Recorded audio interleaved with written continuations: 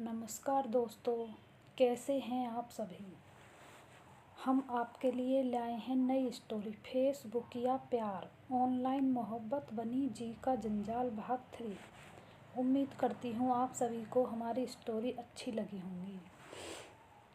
अब वह जब एक दूसरे को मिल या देख नहीं लेते थे, मन बेचैन रहता था।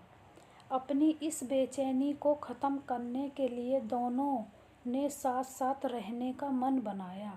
उन्होंने शादी निकाह करने का फैसला कर लिया। वैसे तो दोनों एक परिवार वाले, खुल और आज़ाद विचारों के थे, लेकिन महज अलग अलग होने के कारण मन में थोड़ा डर भी था कि उनके रास्ते में कोई समस्या न खड़ी हो जाए। यह सोचकर अक्टूबर 2017 में अपना घर छोड़कर जयपुर से भागकर गाज़ियाबाद आ गए। गाज़ियाबाद में दोनों ने पहले एक मंदिर में जाकर हिंदू रीति रिवाज से शादी की। उसके बाद उन्होंने एक मस्जिद में निकाह कर लिया।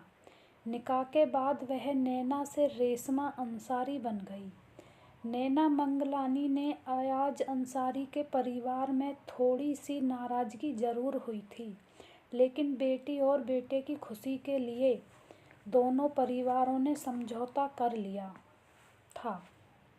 शादी और निकाह के बाद इन दोनों ने जयपुर के कालवाड़ रोड स्थित पर एक हाउसिंग कॉलोनी में एक फ्लैट फाइनेंस करा लिया और उसी में रहने लगे।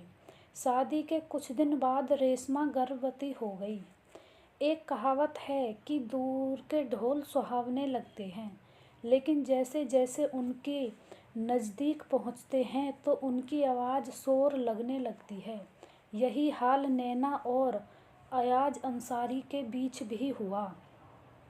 2 साल तक चली दोनों की लव स्टोरी में धीरे धीरे दरार आने लगी। जिस मीडिया ने उन्हें मिलवाया था, वही मीडिया अब उनके विवाद का कारण बन गया। अपनी प्रशंसा की भूखी नैना का सोशल मीडिया पर एक्टिव रहने का भूत उतरा नहीं था। वह शादी के बाद भी लगातार एक्टिव रहती थी। उसने फेसबुक पर अपनी आईडी बना रखी थी, एक नैना के नाम से तो दूसरी रेशमा के नाम से। उसका हैंडफोन हमेशा उसके कानों में लगा रहता था, जिस पर वह अक्सर बातें किया करती थी। वह पति अयाज अंसारी की उपेक्षा करने लगी थी, जो उसे पसंद नहीं थी। इससे अयाज अंसारी के दिल में कहीं न कहीं संदेह पैदा हो रहा था।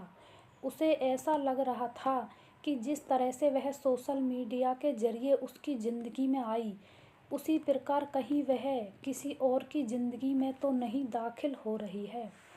इसके संदेह को लेकर पहले तो अयाज अंसारी ने उसे समझाया और सोशल मीडिया से बैकआउट करने का भी दबाव बनाया, लेकिन नैना को उसका यह दबाव पसंद नहीं आया। उसका कहना था कि आज़ाद और आधुनिक विचारों वाली है, उसे किसी तरह के बंधन में बंधना स्वीकार नहीं है।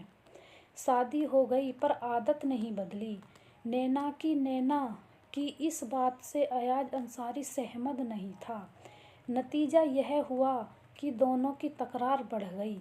इसी बीच अयाज ने गुस्से में कई बार उसका फ़ोन छीनकर तोड़ डाला, लेकिन नैना हर बार नया फ़ोन खरीद लेती। फिर रेशमा की डिलीवरी के बाद का माहौल ऐसा बना कि वह अपने 1 माह के बच्चे को लेकर अपने मायके आ गई और उसे तलाक का नोटिस दे दिया।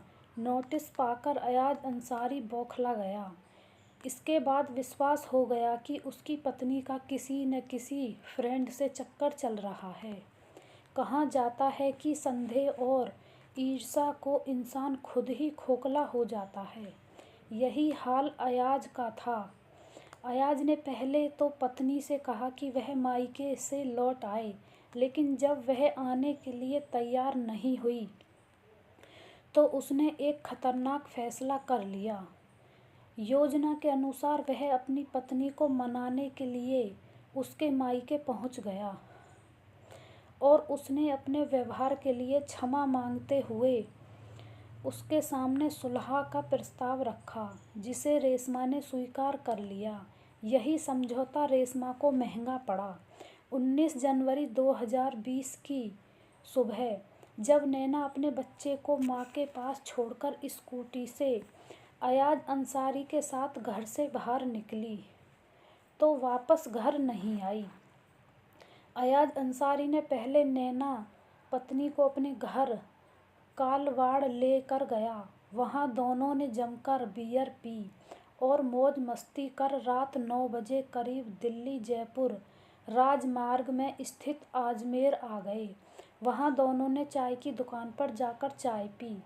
थोड़ी देर बाद अयाज अंसारी को माता मंदिर के पास ले गया। पहले उसने नैना का सुनसान जगह तक जाने के लिए तैयारी नहीं थी, लेकिन अयाज अंसारी ने रिक्वेस्ट की तो उसे विश्वास करके वह उसके साथ चली गई।